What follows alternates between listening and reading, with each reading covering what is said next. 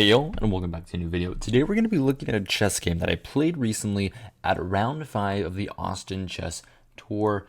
This is another game versus a 2287, even higher than the last one, but this game is much more difficult because of course my opponent is 500 points higher rated than me, and I'd already gotten boosted confidence because earlier in the day I had beaten a 2250, so I was feeling pretty happy with myself. And either way, let's just get into the chess. So my opponent starts off the game with the move knight to f3, which is the ready system.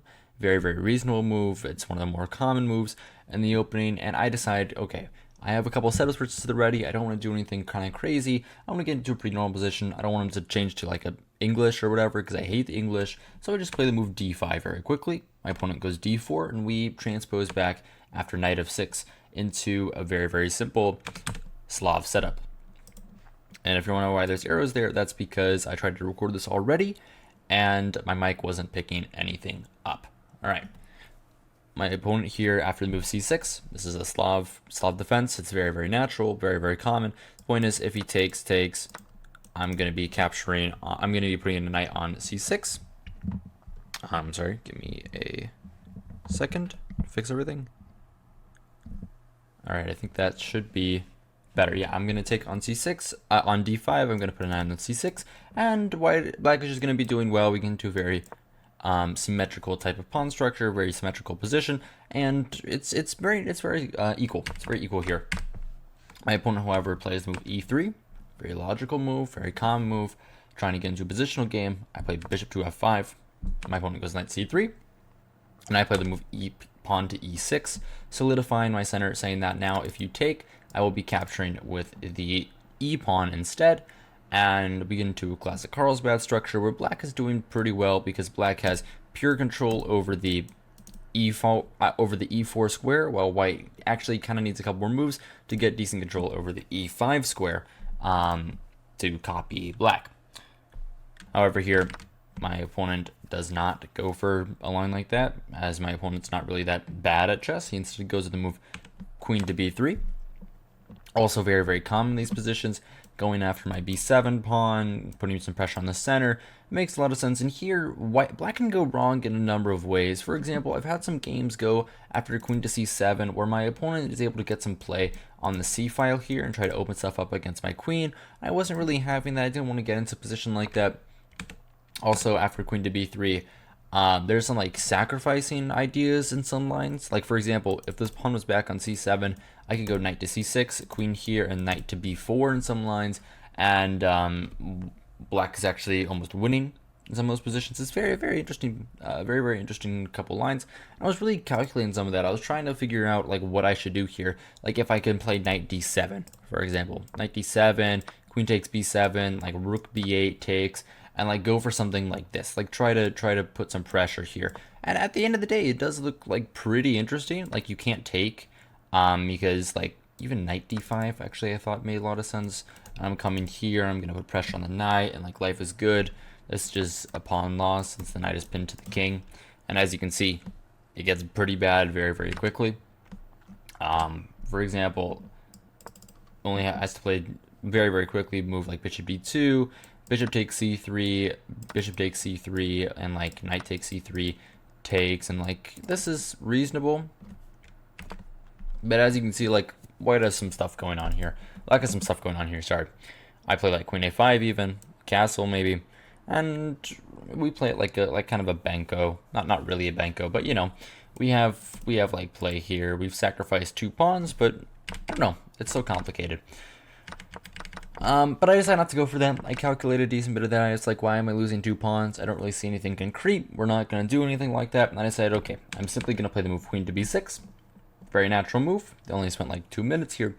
And if he takes, well, he can't really take because after this, here, as you can see by the arrows, white has a very, very hard time like stopping black's forward plans because black is simply going to play b5, b4, utilize the open a file, and be very, very happy after move like knight d7 here, something like this maybe.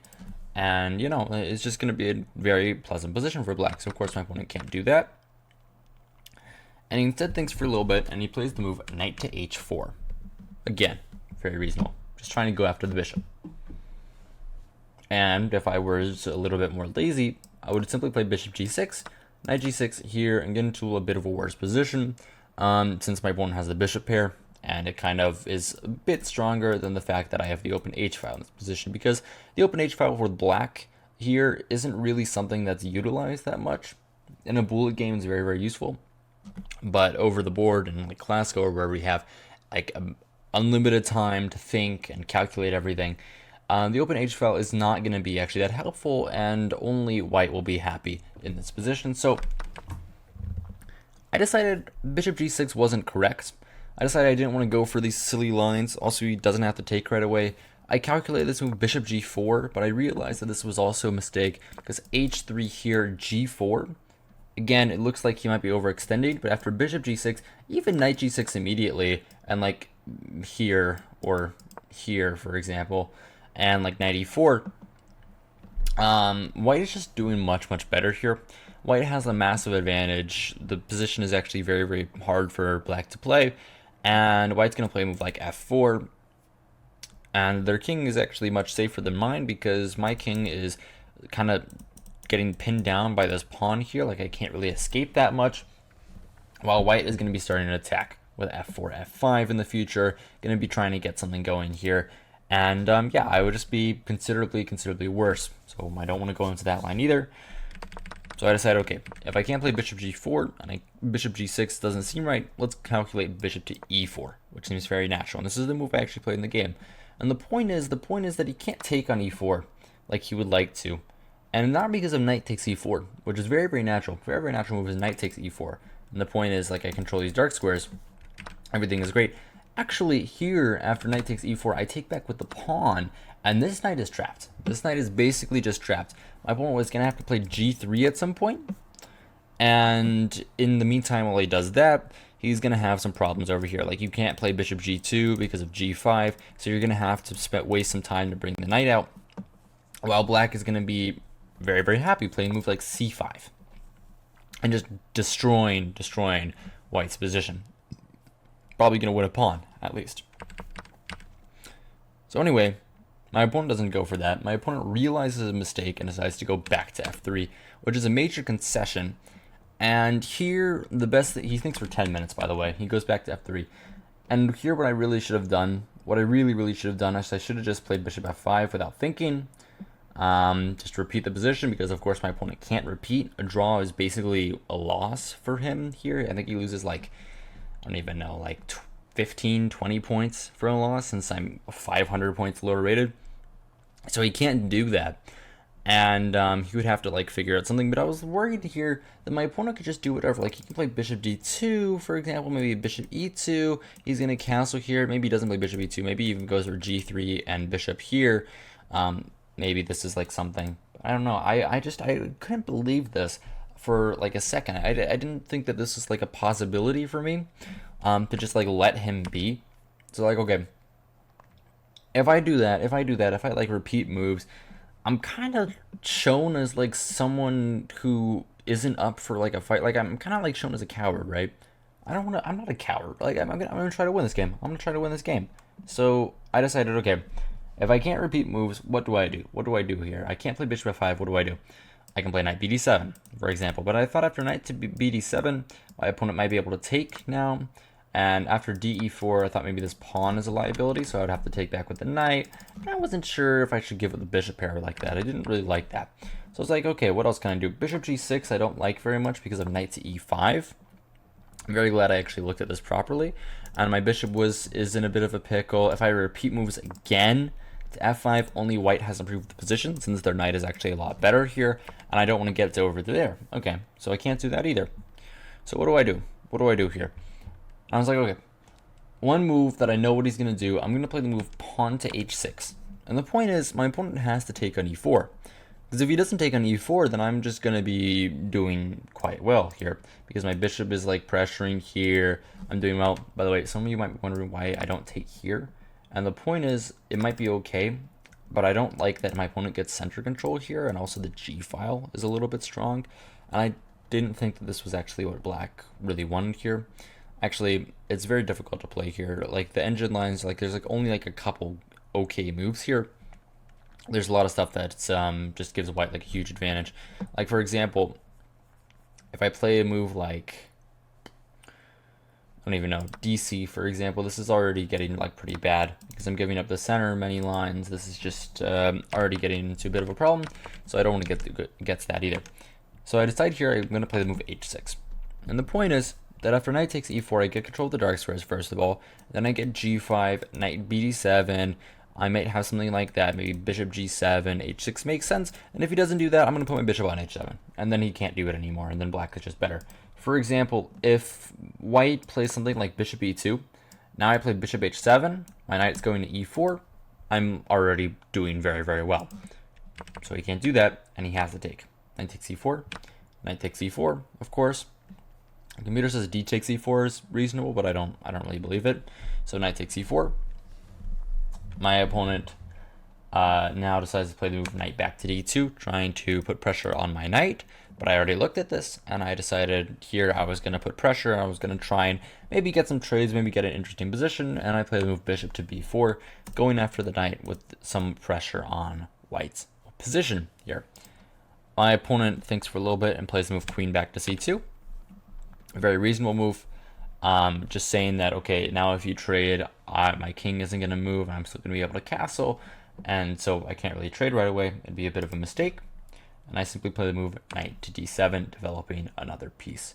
My opponent here realizes that, okay, the position is getting a little bit out of hand for white. White is a little bit lacking in development. You see, black has like 4 pieces out. White has 3, kind of, like 3 that are doing something.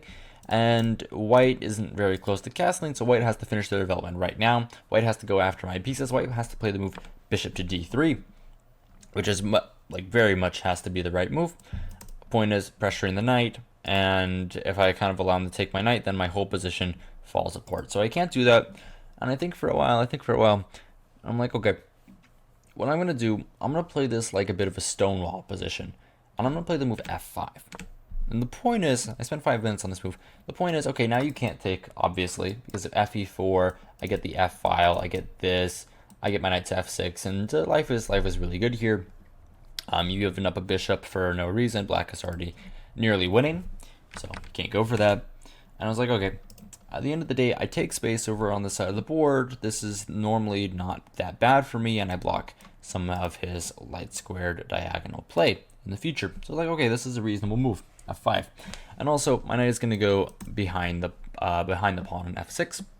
In the future, support this knight, get up to this square, and really ravage white's position. My opponent here plays move a3, which makes a lot of sense, going after my bishop. But I already looked at this, and I decided, okay, the only move here that makes any sense for me is to play the move queen to a5, not allowing him to take, because of course I would be taking the rook, and I would be getting into a very, very nice position. In fact, there's like some lines here where the queen is almost trapped, by the way. Like here, knight b3, I have queen a4 at the very least, but it's a little dangerous. And there's some other like very interesting lines. Like for example, there's one where I go to a6 and I play b5 at some point after he plays c5, and I allow en passant queen takes b6. I'm getting out that way. There's a lot of very, very interesting reasons why like the queen isn't trapped here, because castles is dangerous.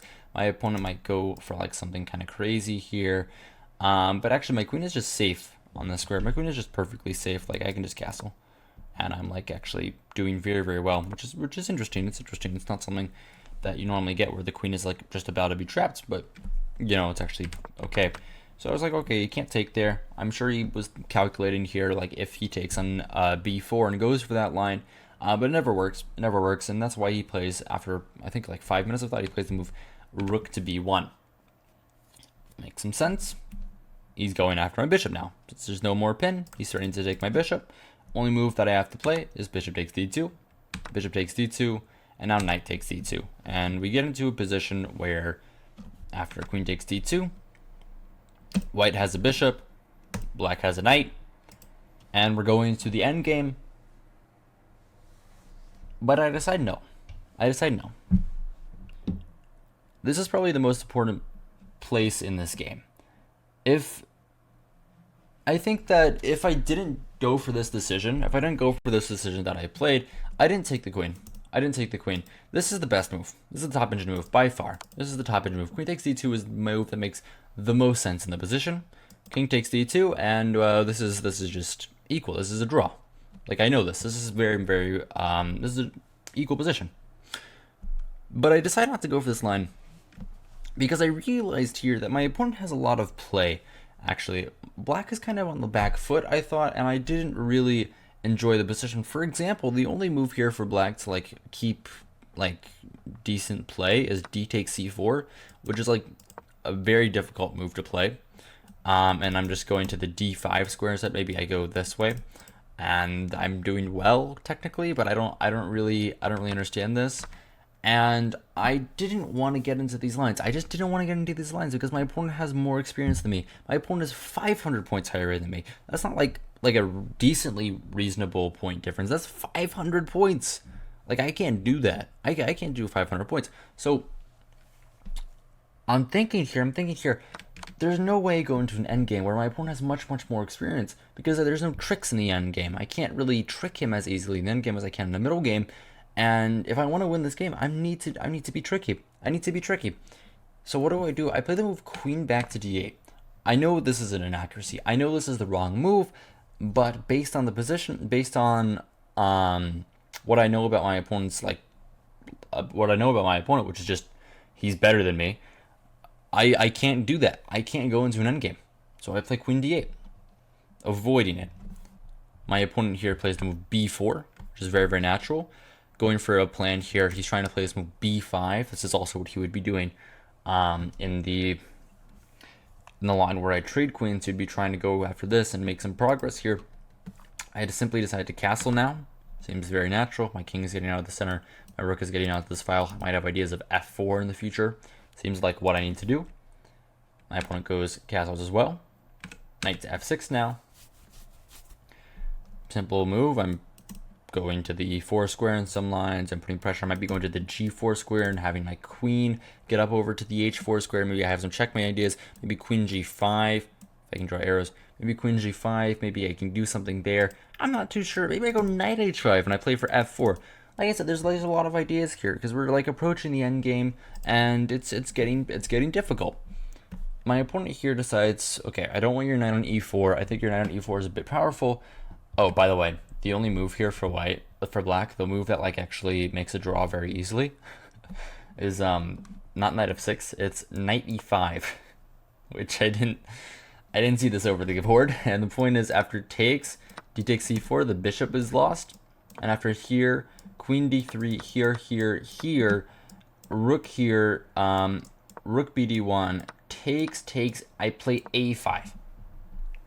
And this is just a draw because my opponent infiltrates, but he actually would lose this, so he can't go for this. There's back rank ideas. So that's a very interesting line. I didn't see this move. Sorry about that. I didn't see that move. This move, knight e5, I didn't think it like worked at all, but technically did. The other line that my opponent can do, like if he doesn't take, he can play c5, lose the bishop, but then he has no progress on this side of the board. Like this side of the board is basically clamped down after a6. And yeah, to be honest, this should just be a draw. I don't care what the engine says, plus 0.2. This should just be a draw. But anyway, that didn't happen. I didn't play knight e5 because I'm not like stockfish. And I still play knight f6. My opponent went f3 after a long think, simply saying I'm disallowing you from going to the e4 square. I might be playing e4 myself, and I might be going for something in the future. I think for a little bit, and I play the move a6. Very reasonable. I'm stopping b5, which is my opponent's main plan in this position. Of course, at b5 now, he would just be losing a pawn, so he can't go for that. And my opponent plays the move pawn to a4. Saying that maybe I'll play b5 anyway. Maybe I'll play b5 anyway. You never know. I'm gonna go for this. And here, I think I had my most my best moment of the game. My best moment of the game. This move is really what I need to play right now, and I can't do this at any other time. I have to play the move d takes c4, which is so counterintuitive. That's why I'm so happy about this move. It's so counterintuitive. Because after bishop takes c4, you were like, you're just opening up this line against your king. Like this is bad. Like if you put your knight on d5, Like now he gets e4 ideas, and this is scary, right? This is scary. Yes, it is scary. It is scary. But I calculated everything properly, and I realized this is the only way I have to stop this idea of b5. Because the pawn on c4 is very necessary. I might be able to play b5 myself even. And now I'm starting to get ideas here. Now I'm starting to get like dangerous intentions for my opponent. And maybe I want to win this game. Maybe I want to win this game. My opponent doesn't do everything perfectly. I might be able to win this game. So I think for a little bit, my original idea was actually go knight d5 and knight c7 in some lines and stop some b5 idea. But I'm like, why am I defending the pawn like that? Why can't I just play like queen d6? So I play queen d6. My opponent goes b5, a takes b5, a takes b5. Technically, c takes b5 is actually better for black, which I actually should have probably realized. And the point is that this my a pawn is actually kind of strong after the move a5, and I can get a rook to the c file. My king goes to f7. This position is pretty good. Like white has to be very active. Play a move like e4, fe, knight e. Queen e3, knight g5, defending the pawn leads to h4, and white would be like winning there. But I can just give up the pawn. Like I don't have to do anything crazy. Yeah, I didn't go for this. I really should have taken with the c pawn. If I had taken with the c pawn, I probably would have been able to draw the game or even win it technically. Like I mean, black does have an advantage here, but I play the more natural a takes b5, a takes b5, and I simply play the move king to h8. Saying, well, I'm getting out of the pin, and I might want to play this move e5 in the future, utilizing this pin on your queen on d2. My opponent decides to take on b6, on c6. I recapture the pawn, of course. Maybe I play c5 here. I'm getting some like nice intentions. I'm going for some play, and my opponent kind of shocked me here, and he plays the move queen to b4, and I panic so hard here. I panic so hard. If I just took a step back from the position and I realized that there's nothing here, it's a draw. It's just a draw. My opponent has nothing. There's nothing that he can do. What I do is I just take on d4, on b4, rook takes b4, knight d5. Like I got to this position on my calculation, and I was like looking at this, it's like, what do I do? This looks so bad. This looks so bad. If I take on here, he gets the rook here. This is such a big weakness. Like, what am I doing? But like, this isn't a weakness. This is like barely a weakness. I go like after here, I can go like rook fe8. I can play e5. I can like destroy structures. It's just a draw. It's just a draw. And I didn't realize that over the board. And for example, I can even take like this, which I actually think is easier to play because I just go after this pawn immediately. And I go after this pawn immediately. And I can just like give it up. Here. Actually, black I think is playing for the win here. Because after this move, I just play like rook a5. Maybe not. No, actually computer likes rook a2 and going for this line, which is, yeah, I can see that. Yeah, black wins here. But, you know, either way, I panicked really heavily after queen b4, and I calculated for a while. I think you see I'm up 20 minutes on the clock here. I calculated for a long time, and I ended up playing the move queen to d7. 6 minutes. I think it was longer. I think the DGT board might have been a little bit busted here, but I think I thought for like at least 10 minutes. Yeah, queen d7. I calculated some stuff. I calculated that I might be like saving the game after like queen b6 and like playing for like the rook down. Actually, here queen c5 is what I was looking at mostly, and like queen to b and like rook to b6. And I was like, maybe I can survive that. Maybe I can survive that. My opponent here goes queen to b7. I just repeat the moves, and I get like a second lease on life. I was calculating this move for a while. Rook to b6, and after here, there's like some ideas. There's like some like sneaky plans, like bishop b5. It doesn't actually work because of queen d8, and I thought it worked. I don't know. Maybe he can just bring another rook here, maybe. No, because of knight d7. Yay, I'm bad at chess. Okay, maybe rook fb1. No, and also losing. Okay, whatever. I'm bad at chess again. Yeah, for some reason I thought I was doing badly here.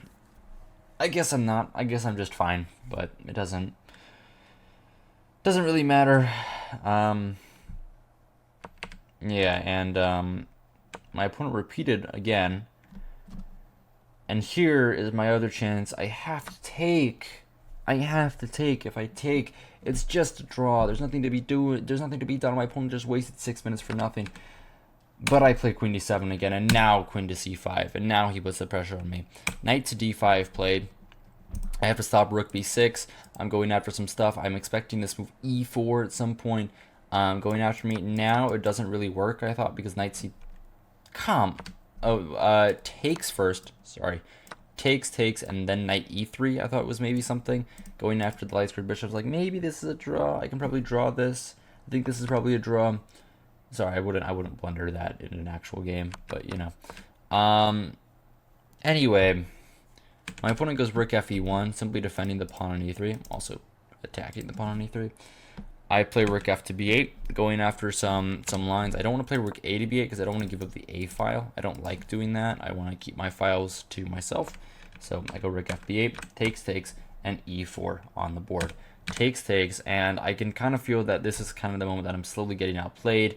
I'm getting nervous. I don't really understand what the position is asking for, and I'm being very, very careful. I have to play this move knight to c7, and the point is that maybe I have ideas of b5 here. Maybe I can go after this pawn, and I'm looking at this pawn. I'm like, okay, this is kind of a weakness. I'm also defending the e6 pawn in many lines, and this is just like I might be able to draw this. Like if I just play a couple more accurate moves, I'm gonna be able to draw this position. Rook to f1. Going here, I played king to g8, which is a bit of an inaccuracy. Point is, I was just worried about this. I didn't want to allow my opponent any play. The thing is that this is not like an idea at all. Like, rook f8 is not an idea. Because take, king h8, this is just a huge weakness. I win.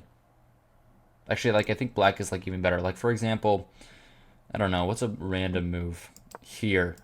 This is, like, not a problem. This is just not a problem at all. Like, you can't give this check.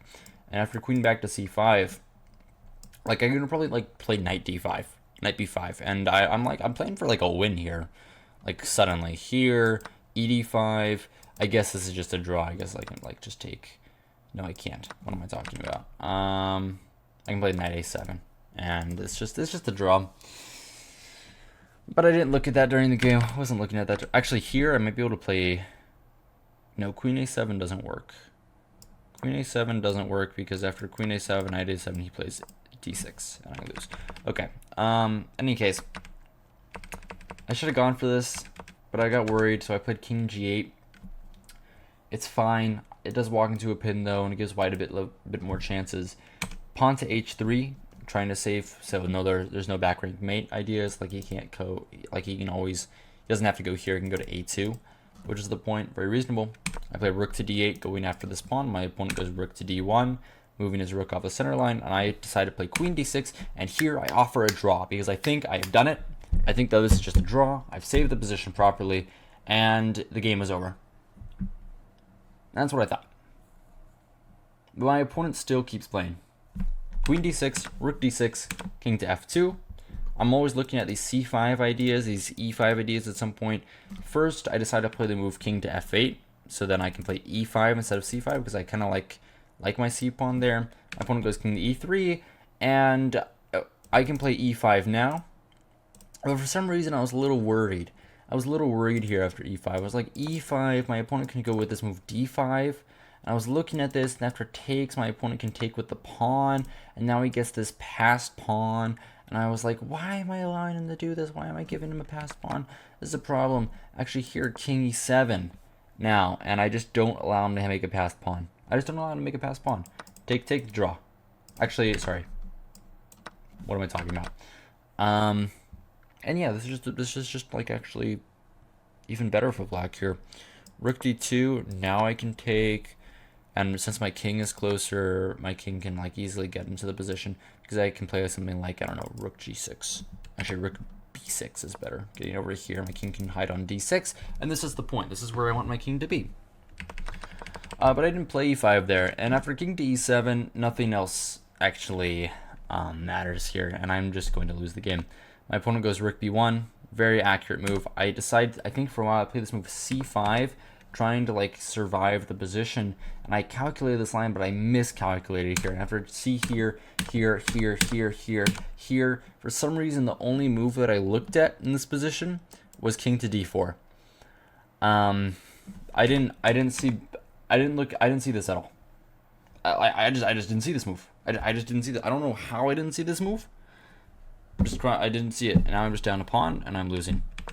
I played knight e6, looking for something. Maybe I can like get my knight up. Maybe I can do something. I don't really know. I'm kind of playing on hope chess at this point. Rook b7, knight back to c7. I don't want to rook trade because I thought this is just losing. I thought this is just a losing position. I'm right. So I go knight c7, rook b8. I go knight e8, trying to stop his rook from coming in. Knight f6. I get one more chance this game. Rook b7, knight d7, king f5. I go rook c2, going after the pawn, and after g4. Here is like my last chance that I can maybe make a draw in the position. I can maybe make a draw here, and I have to go king d6. And the point is, if he goes after my pawns, I go rook c3, and I go after his pawns. I can't go rook here to a2 because of rook b3, and I lose. And after here, rook b3 anyway, I can go rook c7 and defend. And after here, he can't take because of knight c5, hitting this, and this is a draw. Even though he's up, even though he has 3 pawns for the rook, maybe it's a little bit worrying, but this is just a drawn position. But I don't see that. I'm kind of disappointed in myself. I kind of like hate my position, so I'm complacent with losing, and I decide, okay, whatever. I'm just gonna play a couple more moves. Maybe he does something stupid. I played g5 just to stop some things, but then he goes here. I go rook c3, going after the h3 pawn now, but after e5. My opponent threatens to move pawn to e6, going after my knight, and I won't be able to defend my knight, so I have to do something about it. I play king to e8. My opponent goes e6, knight to e5, and king to f6, and I decide to resign the game because he's threatening checkmate. See this with rook to b8, and he's also attacking my knight, so I can't save the position. Here, mate in a couple. Yeah, so this game was a little interesting. I had a lot of chances to draw. If I had just played e5 a little bit earlier, if I had realized that I didn't actually have to take when my opponent played d5 in which position was it? Here, king e3, e5. If I realized that I didn't have to take here, I would probably been able to draw this game. There's like chances for me to win too. Like I could have. Another chance for me was I think here, if I took with the c pawn, I had like a lot better chances than my opponent. I probably would have been able to save this, at least been able to do something about it.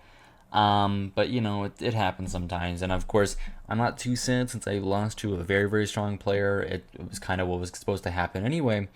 And yeah, either way, that's all I've got for you today. I hope you guys enjoyed. Hope you guys found this entertaining, instructive, all the above.